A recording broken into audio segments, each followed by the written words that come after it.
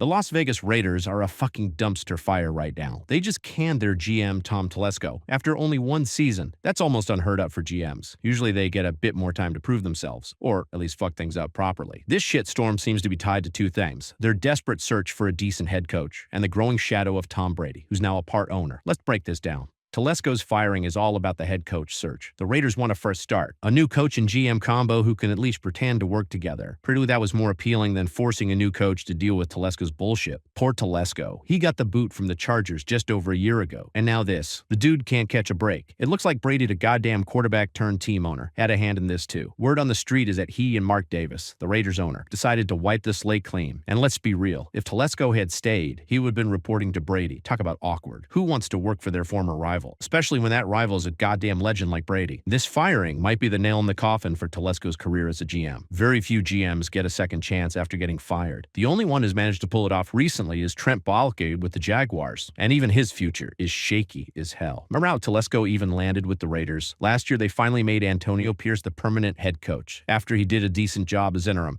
they wanted someone with experience to work with Pierce, who, let's face it, was still a bit green. Enter Telesco, who'd been the Chargers GM for 10 years. He didn't exactly set the world on fire with playoff land, but he built some decent teams. People thought he was a competent GM, at least on paper. But shit hit the fan pretty quickly between him and Pierce, especially when it came to the quarterback situation. Pierce wanted to trade up in the draft to grab a quarterback to the future, someone who could actually throw the ball. But Telesco wanted to keep their draft picks and stick with whatever the hell they had at QB, as GM Telesco had the final say. So they ended up drafting tight end Brock Bowers. Bowers turned out to be a beast, breaking Mike Ditka's rookie receiving record with 1,194 yards. But they still had a gaping hole at quarterback, which caused more friction between Pierce and Telesco. Pierce wanted Jaden Daniels, his old quarterback from Arizona State, but trading up from the 13th pick to the second pick to snag Daniels was a long shot. The Commanders held the second pick and weren't budging. That offer they rejected, probably from the Raiders. Their backup plan was Michael Penix Jr., but they weren't sold enough on him to risk a trade-up. After the Broncos snagged Bo Nix at 12, the Raiders was screwed. Pierce was stuck with Gardner Minshew, who they'd signed as a free agent. Pierce wasn't the fan and benched him multiple times. More tension between Pierce and Telesco. And guess what?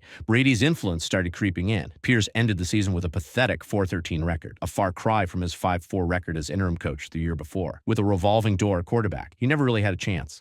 Let's talk about some of Telesco's moves as GM. That 2-year, $25 million contract he gave Gardner Minshew. What a waste of fucking money. Besides one lucky win against the Ravens in week 2, Minshew was a bust. That'll probably come soon. His other big signing was Christian Wilkins, the defensive tackle, 4 years on $10 million. The second highest paid defensive tackle after Chris Jones. But guess what? Wilkins broke his damn foot after 5 games and was out for the rest of the season. Telesco also let Josh Jacobs walk in free agency. Not a great move for their running game, although maybe not as bad as the Giants letting Saquon Barkley go. Jacobs even said he didn't talk to Telesco before signing with the Green Bay Packers. Ouch. Then of the Devontae Adams situation, Adams was pissed about the quarterback mess and wanted out. Telesco managed to get a 3rd-round pick from the Jets for him and get them to take on his remaining 2024 salary. That 3rd-round pick might come in handy for Brady and whoever the new GM is, especially if they want to trade up for a quarterback in the draft. The irony is that Telesco got fired from the Chargers, partly because of a humiliating loss to the Raiders in Week 8 last season. The Raiders destroyed them 63-21. That was the last straw for Chargers owner Dean Spanos, who promptly fired both Telesco and head coach Brandon Staley, even though the Chargers didn't make much noise in the playoffs under Telesco. The Raiders were impressed with the rosters he built. They thought he was better than his record showed. That's why they hired him, even though he'd only made the playoffs 3 times in 11 seasons with the Chargers. Now the Raiders are back to square one, searching for a new GM. And this time Tom Brady's got a big say in who they pick. He's already called up Bill Belichick, his old coach, to see if he's interested in the Raiders head coaching gig. Belichick, who's currently coaching at the University of North Carolina, isn't keen on returning to the NFL. But now that the GM position is open, maybe he'll reconsider. The Raiders have also interviewed Ben Johnson, the Lions offensive coordinator. Johnson is a hot commodity,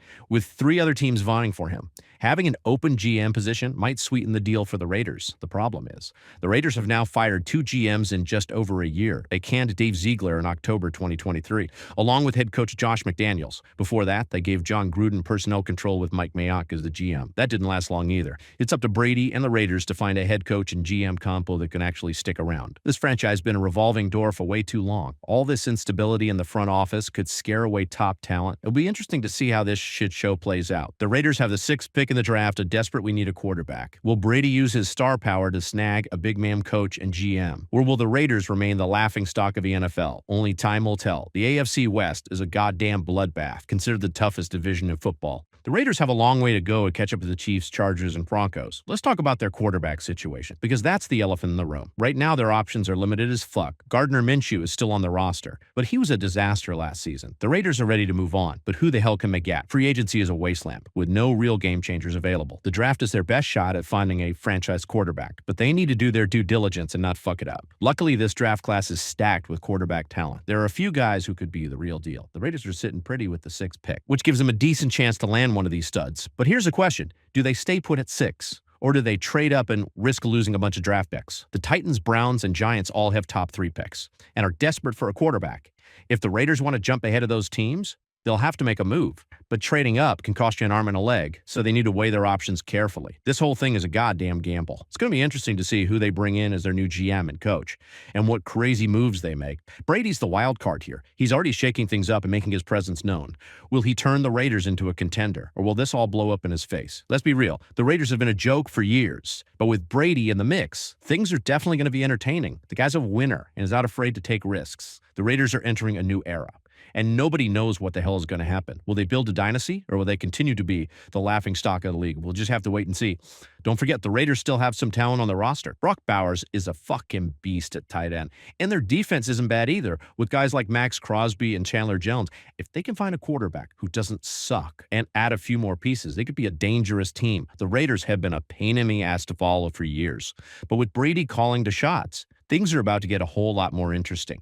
He's not afraid to shake things up and make bold moves. This is a make-or-break moment for the Raiders. Will they finally get their shit together and become a force to be reckoned with? Only time will tell. It's a gamble for sure. We'll have to see who they bring in as GM and coach, and what kind of crazy moves they make. Until next time, goodbye.